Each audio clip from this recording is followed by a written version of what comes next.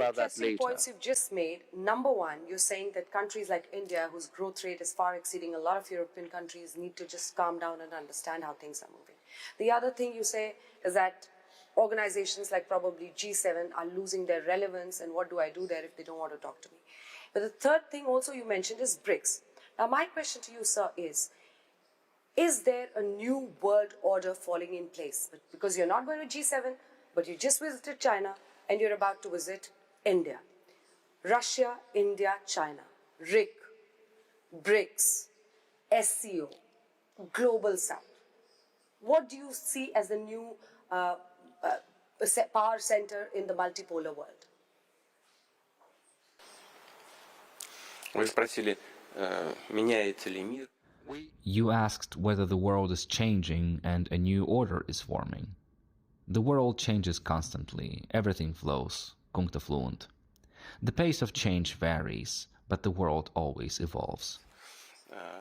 Вот сейчас скорость изменений, она, конечно, очень большая. Nowadays, this rate of change is fast, indeed very high. We can see it, we can feel it, I've already said that.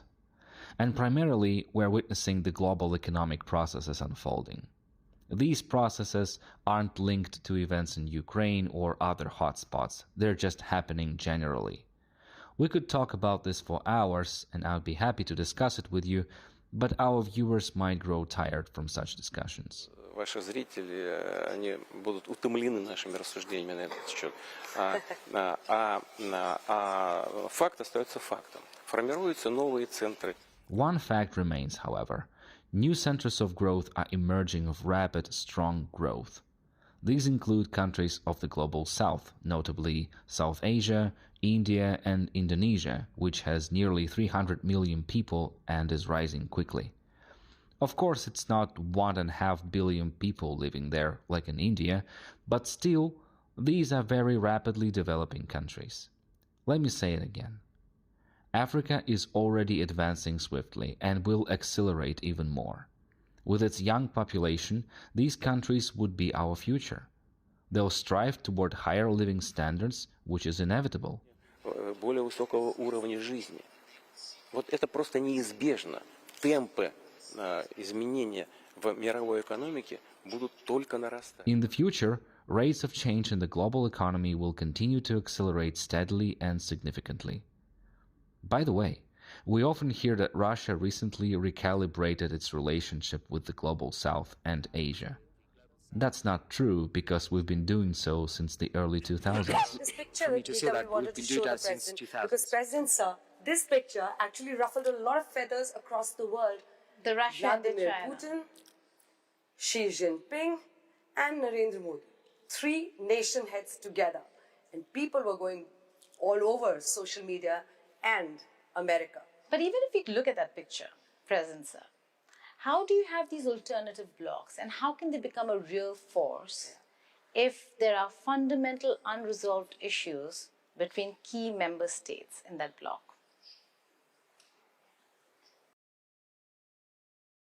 Вы знаете, конфликты всегда есть. А когда их не было? You know, conflicts always exist. But tell me what period of history there was no conflict at all. Основных регионах мира. Вот куда, в какой бы период времени пальцем бы... Let's take a look at the historical development of major world centers or regions. Wherever we point our finger in time, we will always find a conflict somewhere. Though the point is elsewhere. It's about finding solutions to these conflicts, seeking most effective ways to resolve them. Крупных объединений, таких как БРИКС, например, или Шанхайская организация сотрудничества, есть общее понимание того. In large alliances like BRICS or the Shanghai Cooperation Organization, we share a common understanding that we have common values rooted in our traditional beliefs, which underpin our civilizations, such as India's civilization, for already hundreds, if not thousands of years. Drawing on this heritage of the past, we work together instead of suppressing opportunities. When efforts are combined, the resulting synergy turns out unexpectedly strong and high. Усилия, а не используя механизмы подавления этих возможностей. А когда начинаешь объединять усилия, тогда общий результат. We never set out to come up with ways to deceive, outsmart, or hinder someone's development. Nothing like that has ever happened. We always focus only on positive agendas. I believe that's important. There was not a single time when we got together to find a way of trying to dupe someone or preventing someone's development. Our agenda is always of a positive nature. And I think this is important. Okay, so that's an important answer, but are there alternatives? Because the biggest thing when you have these blocks is how do you make it economically viable? Are we looking at alternative payment systems? Is there going to be a BRICS currency? Or are we looking at alternative payments in terms of national currencies? Rupee, ruble. Moving towards de-dollarization, basically. Вы знаете, никуда не надо спешить. You know, there is no rush in this. Festi na lente and you'll avoid big mistakes. For instance, we're talking about Europe. They set up the euro system and dragged in there certain countries that weren't economically ready for one single strong currency. And now they're dealing with some difficult social matters. There's more than just playing around with inflation there, right? This question is far more complex than just tinkering with inflation a little bit and calling it done. Their entire economy is tied to just one stable currency, therefore, social problems arise and budgetary issues emerge. Right now, we don't aim at having a single currency within BRICS. In this process, there is no rush anywhere, and we aren't rushing either. There is a need to expand the use of national currencies. You mentioned this already. We must make better use of the BRICS New Development Bank's opportunities. For example, we propose creating a new investment platform using electronic payments with an initial capital of $100 billion to encourage joint investments both in our economies and those of developing nations in the global south. I believe this could be a very appealing option because these investments would help us, and they would also benefit the recipient countries, since together we would produce high-quality goods at reasonable prices. Могли бы помогать, потому что мы бы вместе с этими странами производили бы хорошего уровня, качества продукцию по приемлемым ценам. These products could help the countries of the global south to develop further, while also advancing our own growth. There will be more and more tools like this. Modern payment systems and digital money exist already, and they are evolving rapidly. And for us, this is definitely not about working against anyone. We see it more as refining tools that are already widely used worldwide. Которые и так в мире существуют. Вот и все. Они же есть. What is the roadblock in the rupee ruble payment here then? Здесь нет препятствий. Это вопросы экономического характера. Мы прекрасно понимаем и отдаем себе отчет в том, что у нас есть определенный дисбаланс в торговле. Но, скажем, правительство Индии не вводит ограничения. Почему? There are no obstacles here. These are purely economic issues. We fully understand and realize that we do have a certain trade imbalance. However, India's government does not impose restrictions on our mutual trade. Why? Because they need both oil and petroleum products.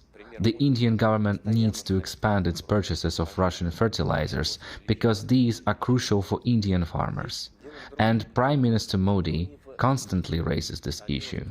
Please increase the volume of deliveries. The issue is entirely different. It's not about rupees, it's about what those rupees can buy, respectively, for our companies.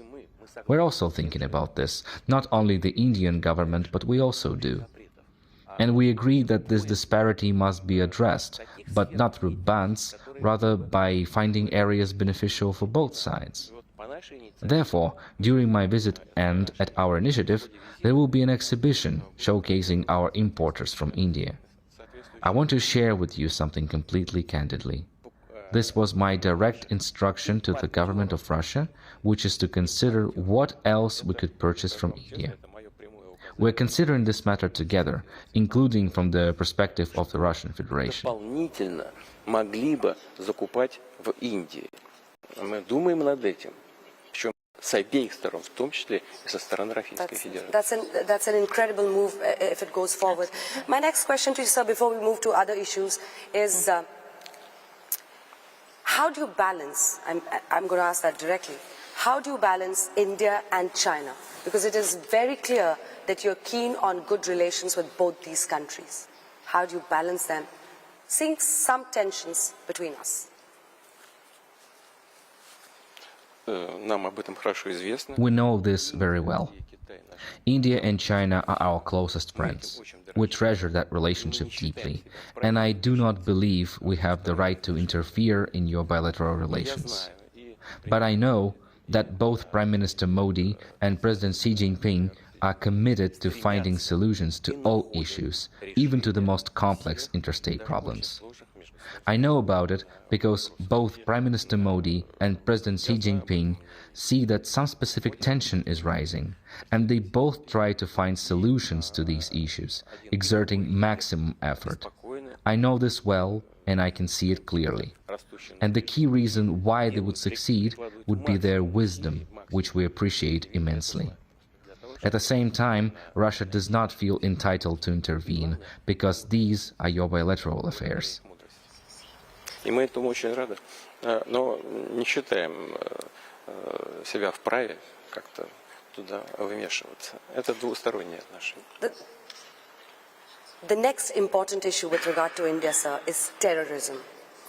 We faced two major terror attacks, one in Pahalgaon and then one in Delhi.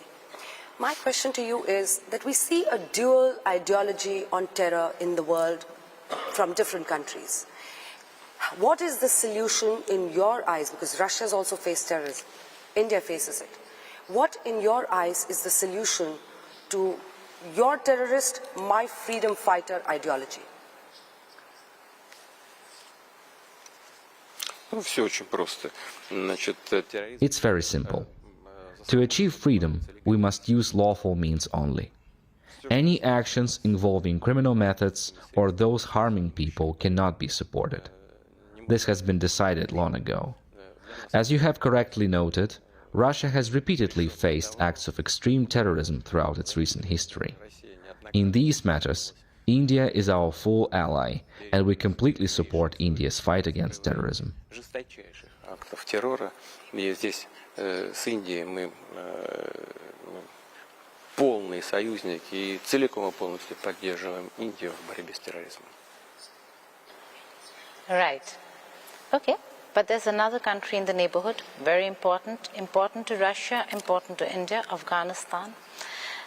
You are a very rare country to have recognized the Taliban regime. What made you really look at that as a strategic interest to recognize the Taliban at a time when the world is still saying they have not given equal rights to women, where there are still a lot of issues with Afghanistan actually coming to becoming a country that holds women and men equally, and there are many other human rights issues there. In every country there are enough problems, and Afghanistan is not an exception, considering that for decades this country has been embroiled in a civil war. It's just horrible. But the Taliban clearly controls the situation in Afghanistan, and this is evident. Here's what needs to be said first, and you have to accept it because it's reality. Secondly, what's important to note is that the Afghan government takes many actions to combat terrorism and various terrorist organizations, including ISIL and others like them. This we also know very well. Afghan authorities have significantly reduced opium production in their country and are actively addressing drug threats from within its borders. There are several other important issues here. The main point is that in order to influence events happening in the country, you must stay in contact with the current leadership there. Exactly what we are doing. Предпринимает активные шаги по сокращению наркоугрозы с территории Афганистана. Есть и некоторые другие обстоятельства. И главное из них заключается в том, что для того, чтобы как-то влиять на происходящий процесс, Нужно быть в контакте, нужно работать. Чем мы и занимаемся. There's Right, another flashpoint. The foreign minister of Afghanistan was in India. This I'm just sharing Yeah, a yeah. snippet. He was in India, and we weren't allowed. Women weren't allowed to attend the press conference, and we fought back. And then he had to hold a press conference with women as part of that entire delegation. Isn't that interesting? I was just sharing it with you. Да. There is truth in what you say, but on the other hand, if he hadn't come here, you wouldn't have had any chance to influence these events at all. And now you've got both connections and the minister who has arrived. You were able to express your reaction to what happened. How do we measure whether that's little or much? It seems to me that at least this is the part of your influence and your partner's influence on the situation. But imagine there were no contacts at all. Then what? Everything remains exactly as before, and nobody, including yourself, would influence anything or express any opinion about this. In contrast, now such an opportunity is available to you. Contacts are better than no contacts at all. Pushing for change is equally important, as you make a very valid point.